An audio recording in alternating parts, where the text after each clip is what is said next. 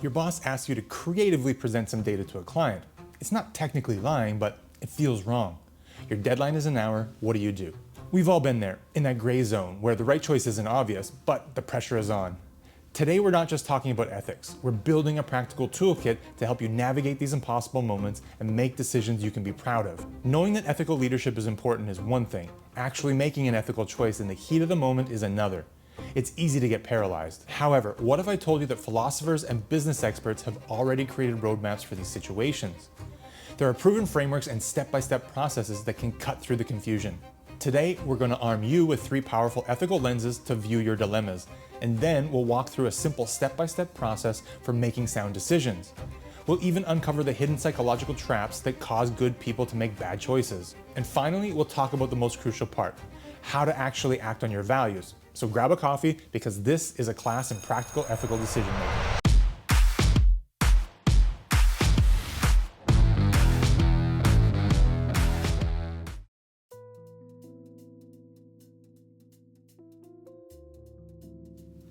First, let's recognize that a situation has an ethical dimension when it involves a potential conflict of values or principles. It's not just about efficiency, it's about right versus right or right versus wrong. When you're in that spot, it helps to look at the problems through a few different lenses. Lens number 1 is the utilitarian approach. Think of this as the greatest good lens. The 18th century philosopher Jeremy Bentham was a key figure here. This lens asks which actions will produce the most good and do the least harm for everyone affected. It's a powerful tool for looking at the consequences of your actions on a broader scale. However, it can be tricky. How do you measure good? And what if the greatest good infringes on someone else's rights? Lens number 2 is the deontological approach. It sounds complicated, but it's all about duties and rules. The famous philosopher Immanuel Kant was the biggest champion. This lens says that some actions are inherently right or wrong, regardless of the consequences. It asks, are you following the rules? Are you respecting everyone's rights? Would you want everyone to act this way? This is your stick to the principles lens, and then you have a clear and consistent code, but it can sometimes feel rigid and ignore the nuances of the situation. Lens number 3 is the virtue ethics approach. This one's different. It's less about what you do and more about who you are. It goes back to Aristotle and asks, which actions align with the kind of person that I want to be? What choices reflect virtues like honesty, courage, and integrity? As ethics expert Anton Brunsel says, it's about developing your moral character. This lens makes it personal. It's about building your ethical muscle over time.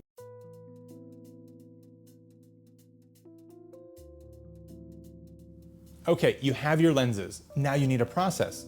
When you're under pressure, you can't just wing it. Here's a 5-step playbook that you can use. Step 1, gather facts. What do you know and what do you not know?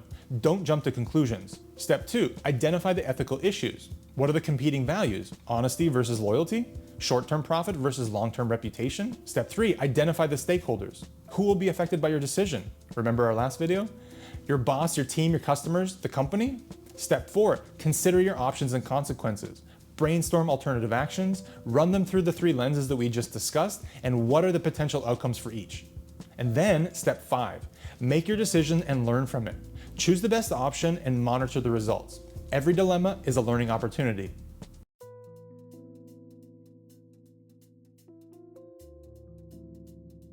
So you have your lenses and playbook. You should be unstoppable, right?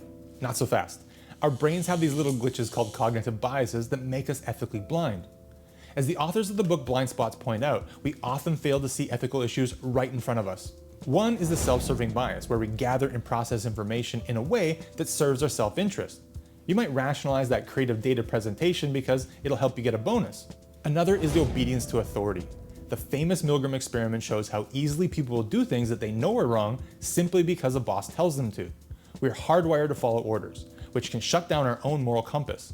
And then you have confirmation bias, where you only seek out the information that confirms what you already believe, ignoring contradictory evidence. Just being aware of these biases is the first step to overcoming them.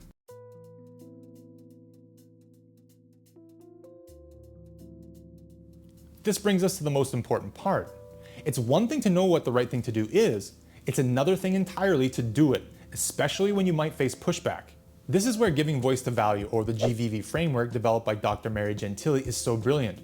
Her approach flips the script. Instead of antagonizing over what is right, GVV starts by assuming that you know what is right, and then it focuses on a different question.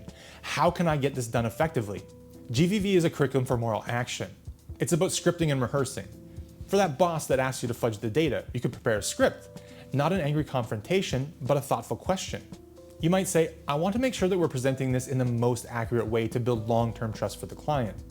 Could we maybe highlight the positive trends here while still being transparent about the other data point? I'm worried that they might lose faith in us if they find out later. As Jen Tilly writes in her book, Giving Voice to Values, it's about asking, what if I were going to act on my values? What would I say or do? It transforms you from a passive worrier into an active problem solver. It's about finding allies and understanding the motivations of others. It's framing your position in a way that appeals to a shared purpose. It is, quite simply, a skill of ethical courage. So, the next time you face one of those impossible ethical choices, remember, you are not powerless. You have a toolkit. Look at the problems through the lenses of consequences, rules, and character. Walk through the 5-step process to bring clarity. Be aware of your mental biases that might be clouding your judgment. And then, most importantly, practice giving voice to your values. Prepare your script, find your courage, and act. Making ethical decisions isn't a rare dramatic event. It's a series of small choices that we make every day. And these tools ensure that those small choices build a career and character that you can be proud of. What's the most common ethical dilemma that you see in your industry? Share your thoughts in the comment section, without breaking your confidentiality, of course. If you found this toolkit valuable, please hit that like button and subscribe for more content. Thanks for watching, and I'll see you in the next video.